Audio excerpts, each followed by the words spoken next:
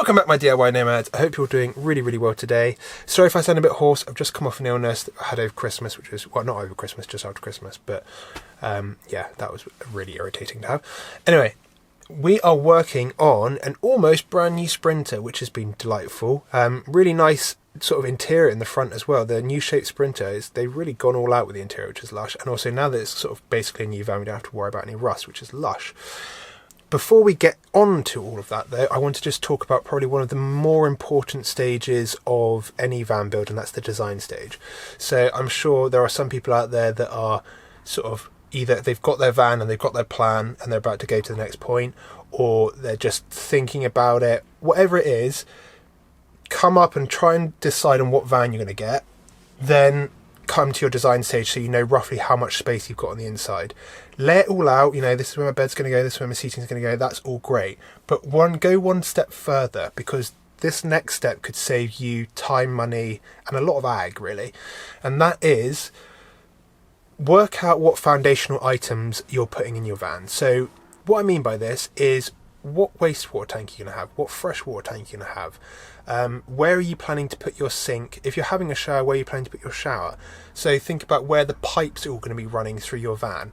You don't want it always crossing over and have some sort of jungle mess inside of your van, because it's just going to cause problems and it's going to be a more complex and more expensive build. And then on the electrical side, like, where are you going to have your outlets? Are you going to have like one little area that has most of your control points at? How big are your batteries? All this sort of stuff. And then think about running extra cables. So over here I have one of my main control areas, which is like my tank, you know, heating, all that sort of stuff, with some hookup to 40 volts and inverter hookup points and like cigarette ports. That obviously has a lot of cables going to it, but on top of that I've also run extra cables that are labelled so I know which ones go to where, but they are both ready to hook up to my distribution board and ready to hook up to something over here. And even the same with something in the back of my shower, I've got an extra cable back there, and I've got some extra cables in a couple of other places. The reason I've done that is because cable isn't too expensive to buy, and just running that before you properly build up your van means that later down the line, if you're like, oh, I forgot to add this, it doesn't matter because I've already got a cable there ready to go. Saves you a lot of time, and it has been something that has saved me before because I've been caught out in previous builds when I've done it without running extra cable. Back onto the plumbing. Now, with the plumbing, I would definitely consider thinking about, so if you're going to buy a wastewater tank and it's going on the outside and the underside of the van, let's say it can only fit somewhere on the driver's side, I'd seriously consider you think about keeping all of your water stuff on that side of the van then, because if you have to take a pipe outside of the van and cross it along the width of the van, some vans, it can be a really annoying process to do this, because some vans like the Sprinter, you've got the drive shaft going to the rear wheels, you've got the exhaust, you've got other cables and other stuff, the structural beams underneath the van as well.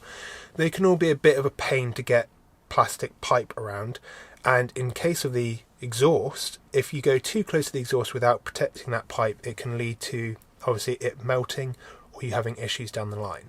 So what I like about my van in here is that everything's on that side, and the run to the wastewater tank is short, straight, and it avoids basically everything major, which is good.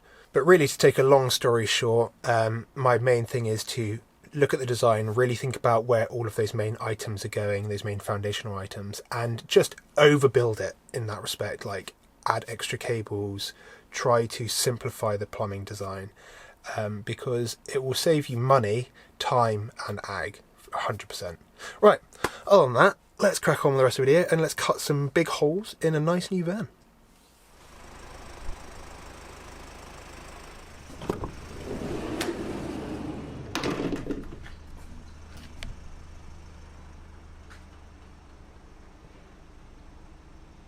So my preference is to make windows as small as possible. So we have got, these are about 700 centimeters by 280, I think it is, tall. And these are great. They open up, I can't do it with one hand right now, but really good option because it will let in light, you can see out, you can open it up for air, but it's not a huge area of the van that's then poorly insulated.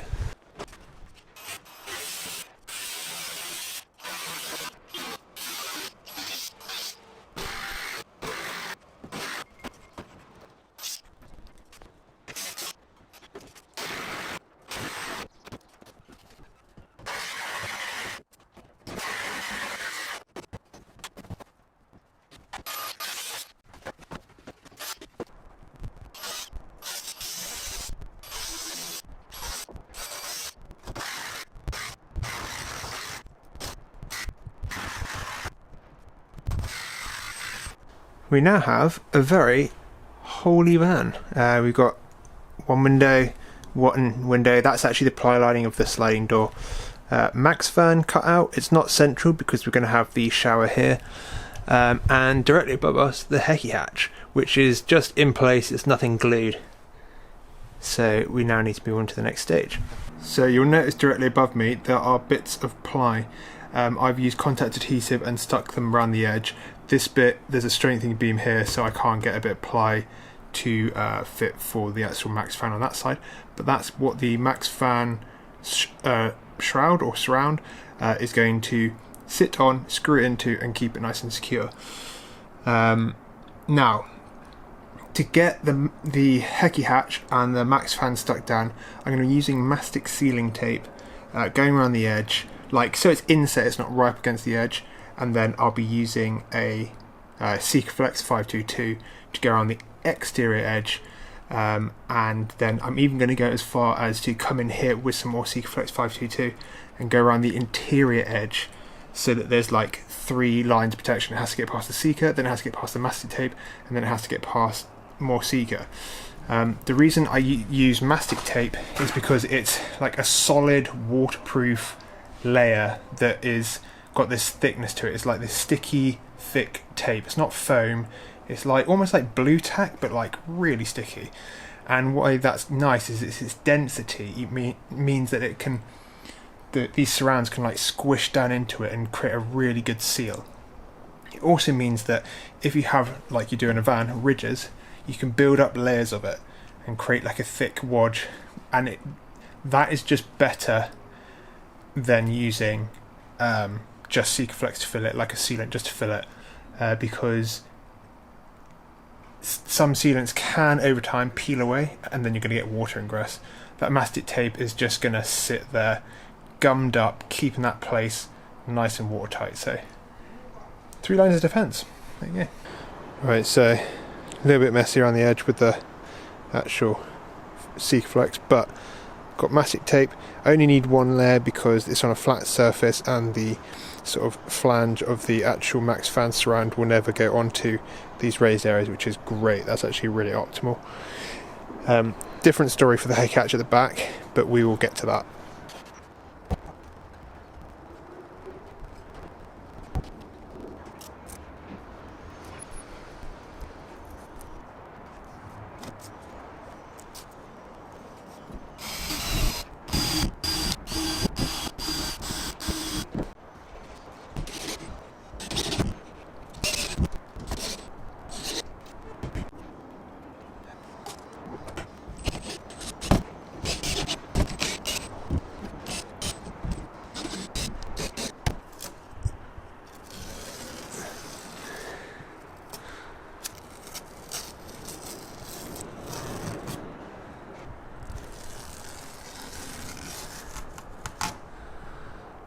Right, end of the day, I don't actually have enough mastic tape to do the Hecky hatch, so I've ordered some that's going to arrive tomorrow.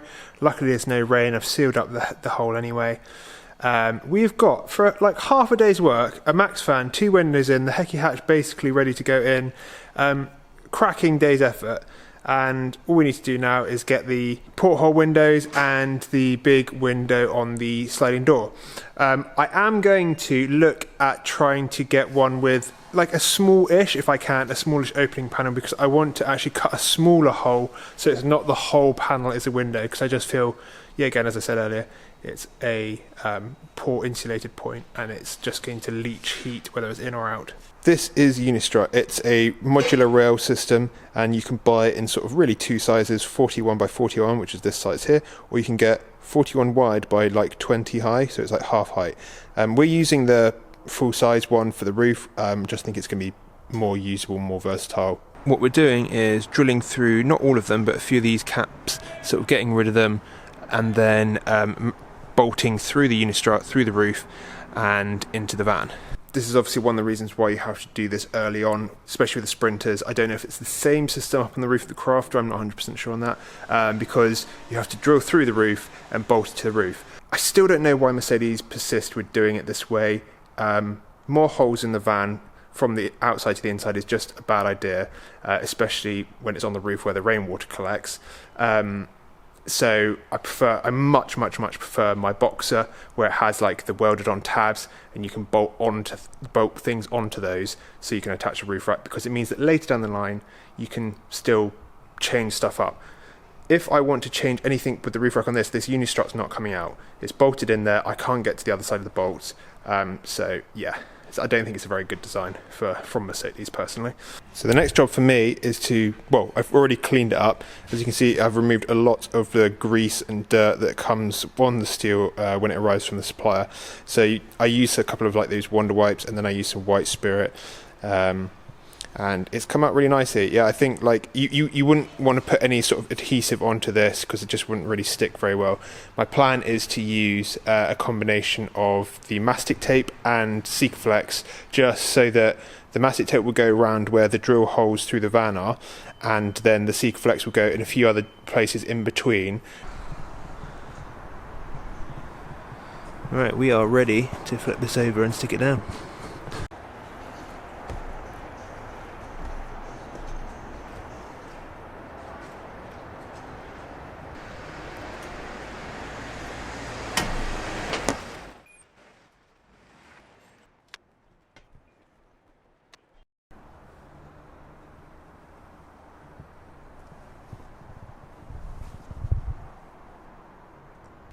Now that we have a bunch of windows, hatches, fans, etc. in the van, we've started insulating.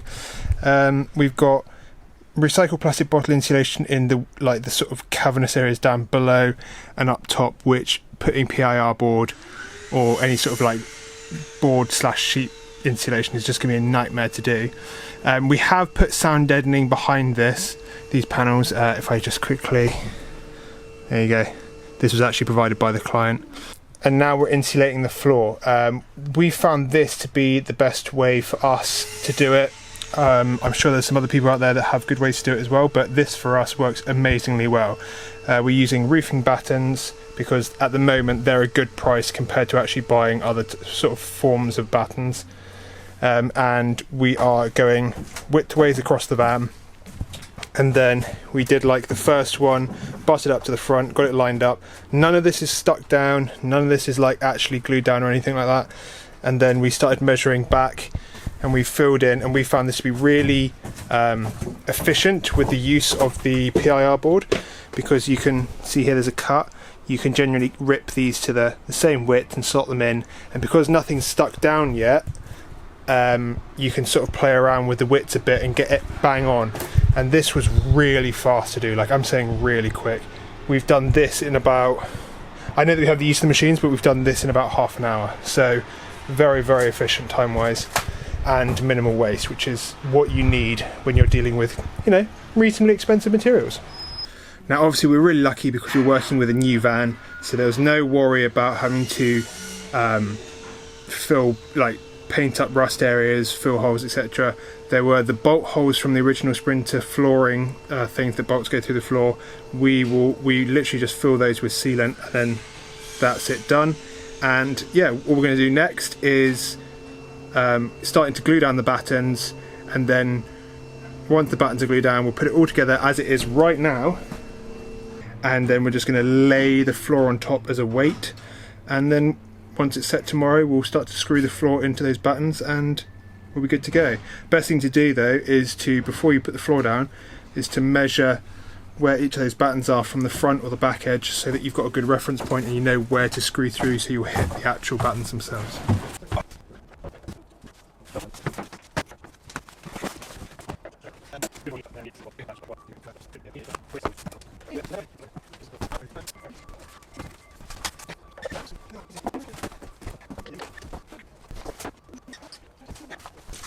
Floor is insulated. We've put the tape over the battens and over the thing, so this is like all airtight. And then we added a strip of like Reflectix or double bubble foil insulation, whatever it's called, all the way along here. That's some dodo matting, and it's all taped all the way around here. So now this is all locked off. We can put the floor in, and then when we do the vapor bar on the wall, we have this bit to tape onto so it keeps that seal going.